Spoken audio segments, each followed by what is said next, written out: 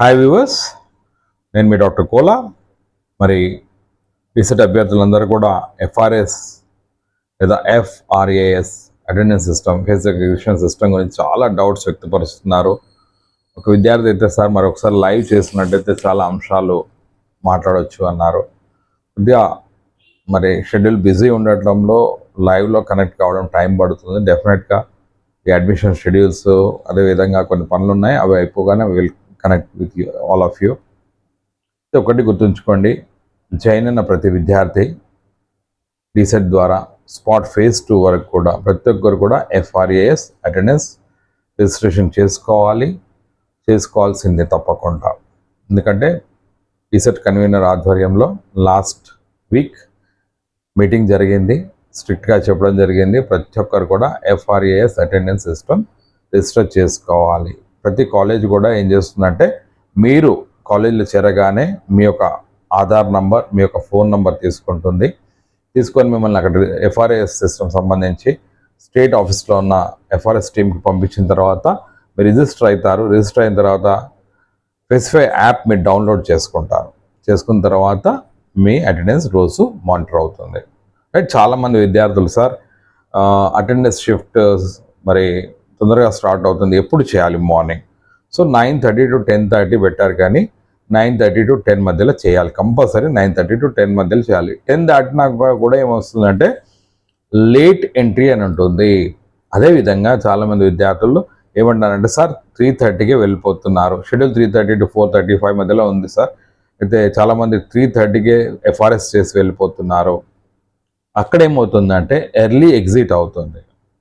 So మరి ఇవన్నీ తెలుసుకోవాలి. మరి మీరు ఎప్పుడు వెళ్తున్నారు ఏంది అన్నది మీ డాష్ బోర్డ్లో మీరు ఫేస్బుక్ యాప్ డౌన్లోడ్ చేసుకొని రిజిస్టర్ చేసుకున్నాకనే మీ ఫేస్బుక్ యాప్ ఓపెన్ అవుతుంది కదా. మీ ఫేస్బుక్ యాప్లో డాష్ బోర్డ్లో చూడండి. ఓకే, మీరు 1 month జూలై 1st జాయిన్ అయిన వాళ్ళు చూడండి, మీరు లాస్ట్ మంత్ ఎన్ని లేట్ ఎంట్రీస్, పొద్దున లేట్ వచ్చినాయి, సాయంత్రం తొందరగా పోయినాయి, ఎర్లీ ఎగ్జిట్ చూపెడుతుంది. అది అటెండెన్స్ కింద కౌంట్ కాదబ్బా. సో జాగ్రత్తగా చూడండి, నేను చెప్పింది కరెక్ట్. ఇది మీరు ఒకసారి చెక్ చేసుకున్నట్టయితే డాష్ బోర్డ్లో మీకు అనిపిస్తుంది. దానితో నేనేం చెప్పానంటే, మీరు మీ టైమింగ్స్ని, కళాశాల టైమింగ్స్ని పాటించకపోతే రేపు పొద్దున attendance already link to examination fee మీరు అందరికి కూడా డిక్లరేషన్ ఇచ్చారు. డిక్లరేషన్ ఇచ్చినప్పుడు ఏమవుతుంది, మీరే రెస్పాన్సిబుల్ అవుతారు. అఫిడవిట్ రూపం లాగా ఉంది. నాకు తెలుసు, జిఓఎంఎస్ నెంబర్ 10 ప్రకారం 9 ప్రకారం ఈ విధంగా అటెండెన్స్ కంపల్సరీ అని మీరే రాసిచ్చారు, మీరే సైన్ చేసి ఇచ్చారు. రేపు పొద్దున అటెండెన్స్ లేకపోతే చాలా ఇబ్బంది అవుతుందండి. కాబట్టి మీరు ఎవరో ముందు వెళ్ళిపోతున్నారు, ఎవరో లేట్ వస్తున్నారు కాదు, మీ అటెండెన్స్ మీద మీరు కాన్సన్ట్రేట్ చేయండి. ఎందుకంటే మీ ఎగ్జామ్ మీరు రాస్తారు, వాళ్ళు రాస్తేంది రాయకపోతే ఏంటి కదా. వాళ్ళకేదో వెసులుబాటు వచ్చిందని వెళ్ళిపోతే రేపు పొద్దున యాప్లో సిస్టంలో కనిపిస్తూనే ఉంటుంది కదా, ఎప్పుడు వచ్చాము ఎప్పుడు పోయామన్నది. సో రేపు పొద్దున అటెండెన్స్ పర్సంటేజ్ లేకపోతే automatic every month FRS attendance మీ డాష్ బోర్డు చూసుకున్నట్టయితే మీ అటెండెన్స్ పర్సంటేజ్ కూడా చూపెడుతుంది. కాబట్టి ఎవరి గురించి మనం ఆలోచించొద్దు, మనం కరెక్ట్ టైంకి వస్తున్నామా, ఎఫ్ఆర్ఏఎస్ చేస్తున్నామా లేదా, మనం కరెక్ట్ టైంకి కాలేజ్ వదిలి వెళ్తున్నామా లేదా అని చూసుకోవాలి. రైట్. ఇంకోటి ఏంటంటే, ఇప్పటి వరకు కూడా మరి మొన్న జరిగిన మీటింగ్లో రీసెట్ కన్వీనర్ గారు చెప్తున్నారు చాలామంది ఏంటంటే, ఇప్పటి వరకు మీరు మీ అటెండెన్స్ మీ యొక్క సెల్లో మీరు అప్లోడ్ చేస్తున్నారు. మీ ఫేస్ రికగ్నిషన్ సిస్టమ్, మీ యాప్ ద్వారా మీరు అటెండెన్స్ రాగానే చేస్తున్నారు. ఇది చాలా మటుకు ఏమవుతుందంటే, కొందరు విద్యార్థులు బయట నుంచి వేయటం, లేదా బయట నుంచి వేసినా కనిపిస్తుందని మీకు ఇంతకుముందే చెప్పాను. జియో కోఆర్డినేట్స్లో ఒక జిల్లాలో కొందరు ఒక 50-60 కిలోమీటర్ల నుంచి కూడా ఎఫ్ఆర్ఎస్ చేసినప్పుడు వారిని ఇమ్మీడియట్గా పిలిపించి ఇట్లా జరిగితే కరెక్ట్ కాదని చెప్పడం జరిగింది మొదటిసారి. కాబట్టి ఎక్కడ కూడా అవకాశం ఉండదు, జియో కోఆర్డినేట్స్ చూపెడతాయి మీరు ఎక్కడ ఉన్నారని. అదేవిధంగా మీరు చాలామంది అంటున్నారు, సార్ టీచింగ్ ప్రాక్టీస్లో కూడా ఉంటుంది, టీచింగ్ ప్రాక్టీస్లో కూడా ఎఫ్ఆర్ఎస్ ఉంటుంది. టీచింగ్ ప్రాక్టీస్లో దానికి సంబంధించి మీకు ఎఫ్ఆర్ఎస్ టీమ్ అప్పుడప్పుడు గైడ్ చేస్తుంది. And don't worry about the teaching practice టైంలో కావాలంటే ఆ ఏరియాలో జియో కోఆర్డినేట్స్ ఇస్తుంది. లేకపోతే ఎఫ్ఆర్ఎస్ మీరు ఒకవేళ మీ కాలేజ్ దాటి 50 మీటర్లు దాటినప్పుడు మీరు ఎప్పుడైనా ఆన్ చేసి చూడండి, you are out of the range అంటారు. అంటే మీరు ఏదైతే కోఆర్డినేట్స్ ఉన్నాయో ఆ ప్రాంతం దాటున్నారు అంటారు. అప్పుడు టీచింగ్ ప్రాక్టీస్ పోయినప్పుడు ఇన్ టీచింగ్ ప్రాక్టీస్ అని పెడతాము. అక్కడ కూడా ఎంట్రీ ఎగ్జిట్ రెండు కొట్టాలి. ఓకే, టీచింగ్ ప్రాక్టీస్ సంబంధించి కూడా మీకు డౌట్ ఉండే టీచింగ్ ప్రాక్టీస్లో చేయొచ్చా, టీచింగ్ ప్రాక్టీస్ కూడా, ఎందుకంటే దాదాపు 4 సంవత్సరాల నుంచి పైన నుంచి నడుస్తుంది. ఎఫ్ఆర్ఎస్ 2-3 బ్యాచెస్ వెళ్ళిపోయాయి. కానీ ఇప్పుడు పూర్తిగా పక్కడబందీగా డైరెక్టర్ ఎస్సీఆర్టీ కావచ్చు, డిసెట్ కన్వీనర్ గారు అటెండెన్స్ లింక్ చేసి పెడుతున్నారు. కాబట్టి ఎక్కడ కూడా మ్యానిపులేషన్ జరగదు అని అనుకుంటున్నాం. సార్ ప్రైవేట్ కాలేజీలు ఇట్లా చేస్తున్నారు అంటే డోంట్ వరీ అబౌట్ దట్. వెళ్ళిన వాళ్ళు చదువుకుంటారు, వెళ్ళిన వాళ్ళు చదువుకోరు కదా. మనకేం అవసరం వేరే వాళ్ళ గురించి, వాళ్ళు చదువుకోకపోతే మనకి వచ్చేది ఏం లేదు కదా. మనం చదువుకుంటున్నామా లేదా, మనం వెళ్తున్నామా లేదా అని కూడా మనం ఆలోచించుకోవాలి.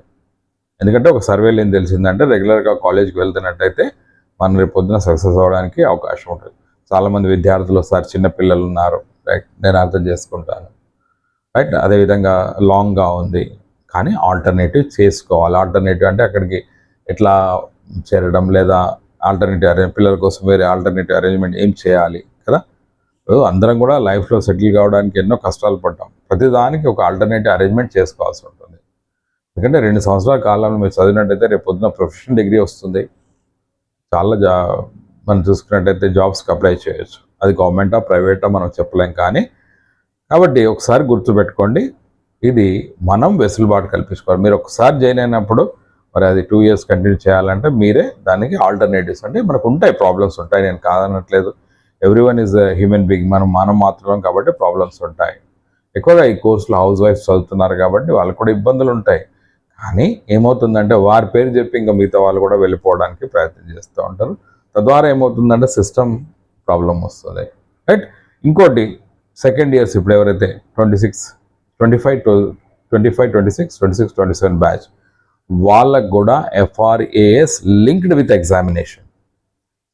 కొందరు విద్యార్థులు అడిగారు, సార్ ఇది కంపల్సరీ మాకు కూడా ఉంటుందా అని. మీకు కూడా డిక్లరేషన్ తీసుకుంటారు. ఆల్రెడీ గవర్నమెంట్ డైట్స్లో తీసుకున్నారు. ప్రైవేట్ డిఎడ్ కాలేజీలో కూడా FRAS డిక్లరేషన్ ఏ బ్యాచ్కి 2025-27 బ్యాచ్, అంటే ఇప్పుడు సెకండ్ ఇయర్ స్టార్ట్, మొన్న జూన్ 15 స్టార్ట్ అయిన బ్యాచ్. ఓకే, ఈ 2 బ్యాచ్లకు వెళ్ళి serious implementation with examination fee link. ఈ బ్యాచ్ వాళ్ళు June 15 జాయిన్ అయ్యారు కదా, వాళ్ళ అటెండెన్స్ పర్సంటేజ్ కూడా మొన్న రావడం జరిగింది. వాళ్ళ డాష్ బోర్డ్లో కనిపించడం జరిగింది. కాబట్టి ఏ బ్యాచ్ అని కాదు, కొద్దిగా స్ట్రీమ్ లైన్ పట్టింది. కాబట్టి ఈ బ్యాచ్ నుంచి 25-27, అదేవిధంగా 26-28 బ్యాచ్కి FRS linked with your examination fee. So కాబట్టి ఒకరికి ఉంటుంది, ఒకరికి ఉండదు కాదు. కాలేజీలో 2 బ్యాచ్లు ఉన్నప్పుడు 2 బ్యాచ్లకు కూడా ఉంటుంది. ఇంకోటి విద్యార్థులను కొందరు అడిగారు, మెటర్నిటీ లీవ్ అన్నప్పుడు national council for teacher education మనకు డిఎడ్ కాలేజెస్, డైట్ కాలేజ్ చూస్తుంది. దాని ప్రకారము మనం తీసుకున్నట్టయితే ప్రభుత్వ పరంగా ముఖ్యంగా ఎవరైతే ప్రెగ్నెంట్ ఉంటారో, గర్భిణీ స్త్రీలు ఉంటారో వాళ్ళకి ఏవైతే లీవ్స్ అప్లిసిబుల్ ఉన్నాయో స్టేట్ గవర్నమెంట్లో అవి వర్తిస్తాయి. అంటే మనకు తెలిసింది ఏంటంటే డెలివరీ కంటే 3 నెలల ముందు, డెలివరీ తర్వాత అంటే దాదాపు 90 days or 6 months ఏదో ఉంటుంది అంటారు. అయితే ఇవన్నీ కూడా మనం ఉపయోగించుకోవచ్చు. కానీ ఎన్సిటీ నామ్స్ ఏమంటుందంటే, ఎన్సిటీ నుంచి వచ్చిన ఆర్డర్ ఏమంటుందంటే మెటర్నిటీ లీవ్ అప్లికేబులే కాదని కాదు. ఒకవేళ ఆ టైంలో కోర్స్ అంటే ప్రిన్సిపాల్ అనుకుంటే కోర్స్ పూర్తి కాలేదనుకుంటే ఆ 2 yearsని 3 years చేయొచ్చు, అంటే 1 year ఎక్స్టెండ్ కావచ్చు.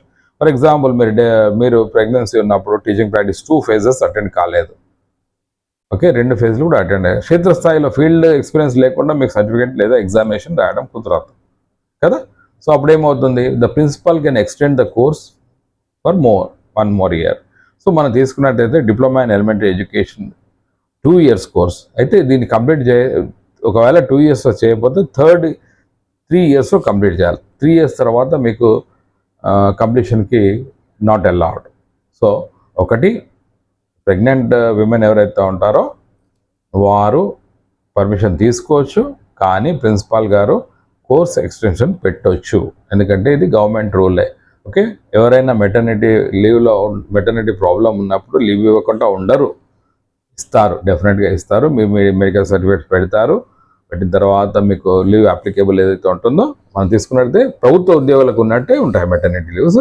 కానీ ఆ పీరియడ్ ఏమవుతుందంటే ఎక్స్టెండ్ అవుతుంది. ఇది నేను కానీ గవర్నమెంట్ చెప్పట్లేదు. NCT norms, national council for teacher education, ఏదైతే DEd, BEd and MEd education system teachers సంబంధించిన అన్ని చూస్తుందో, క్వాలిఫికేషన్ చూస్తుందో ఆ సంస్థ నిర్ణయించింది. ఎందుకంటే ఇది మానవతా దృక్పథంతో ఇచ్చేదే, కానీ కోర్స్ ఎక్స్టెన్షన్ కావచ్చు.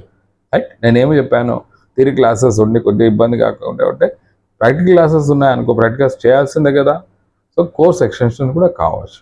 సో దయచేసి చూసుకొని మరి ఎవరైతే ఆడబిడ్డలు ఉన్నారో మరి ఒకవేళ అట్లాంటి పరిస్థితి మెటర్నిటీలో ఉన్నట్టయితే యూ కెన్ టేక్ లీవ్. మీరు ఎన్సిటీ సైట్ నుంచి ఆ లెటర్ డౌన్లోడ్ చేసుకొని మీ యొక్క కాలేజీలు ఇచ్చినట్టయితే వారు మీకు లీవ్, అప్లికేబుల్ లీవ్ ఇస్తారు. రైట్. సో హోప్ దట్ మరి ఇంకా డౌట్స్ క్లారిఫై చేయడానికి ప్రయత్నం చేస్తాం మీరు అడిగిన మెసేజెస్ అని చూసి. సో డెఫినెట్లీ ఒక 1 వీక్ తర్వాత I will come on live. ఇంకేమైనా డౌట్స్ ఉన్నట్టయితే will share you. Always want to help you. Thank you for watching. Signing off, your Dr. Kola. Bye bye.